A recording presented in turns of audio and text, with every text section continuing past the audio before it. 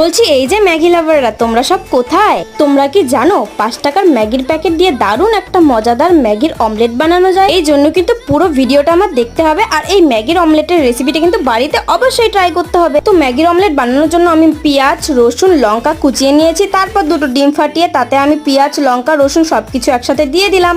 এবারে দেখো নুন আর ওই ম্যাগির মশলাটা আর যে আমি ম্যাগিটা সিদ্ধ করে রেখেছি ওগুলো সব একসাথে দিয়ে সব একসাথে ভালো করে ফাটিয়ে নেব। আর কালারের জন্য আমি হালকা করে একটু হলুদ গুঁড়ো দিয়ে তারপরে আমি 5 মিনিটের জন্য ঢাকনা দিয়ে দেবো। এবারে একটা কড়াই গরম করে তাতে আমি দিয়ে দেবো সাদা তেল। এবারে ওই ম্যাগির অমলেটের যে আমি ডোটা বানিয়েছি ওটা আমি সুন্দর করে দিয়ে একটা অমলেটের শেপ বানিয়ে নেব। এবারে কিছুক্ষণের জন্য চলো ঢাকনা দিয়ে দেবে। আর সবসময় একটা কথা মাথায় রাখবে, গ্যাসের হিটটা কিন্তু খুবই কম দেবে, না হলে এরকম আমার মতো পুড়ে যাবে। আমি একদমই বুঝতে পারিনি।